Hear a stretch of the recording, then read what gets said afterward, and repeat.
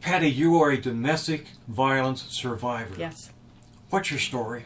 Well, I grew up in a small town in northern Minnesota, small enough that everybody knew my family, but not everybody knew my story. I have a father who was very charming in public, wonderful, but when he would get frustrated or have too much to drink, he'd be very angry and physically abusive. And so often there were times when we would walk on eggshells and try to anticipate his moods or try to avoid a blow up altogether. And so there are times in my life that we spent very afraid. What about personal relationships? Personal relationships, I think that history has affected my marriage, my dating relationships, friendships, even work relationships are affected by the lack of trust and the fear that comes from growing up in that environment. Tell me about the abuse. Okay. There was one time when I was probably about 13 years old.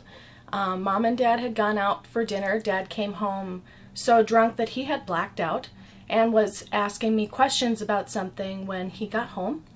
He did not have the ability to comprehend the answers to my questions, and so he became more and more frustrated and eventually backed me into a corner and punched me in the mouth, putting a hole in my lip.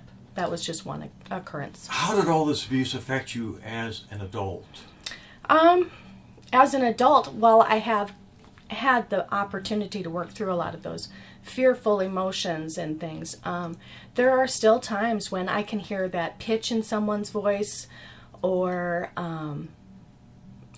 be around somebody who has that level of anger and anxiety, and instantly my gut turns to water and the fear rises up in me, and I'm initially looking for an escape or looking for a way to protect myself and those around me.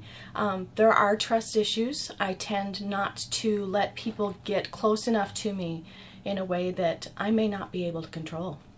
Patti, what's your message to children right now? They may be viewing this video, and they're in a situation as you were as a child. Yes. What can you share that can provide some help to them? There's always somebody there who will believe you.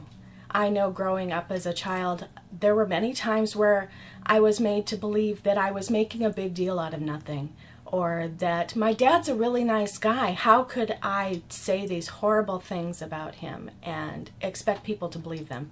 But somebody will believe you, and somebody will be willing to help, and you have to believe that you know what's right and what's wrong. Patti, what put you on the road to recovery?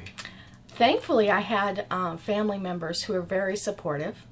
I did act out as a teenager, and so because of the consequences from that, was placed in a group home where I had counseling and support and healing, and those things helped bring me to where I am today. The bottom line, Patti, there is always hope. Absolutely. Absolutely. Thank you, Patti. You bet.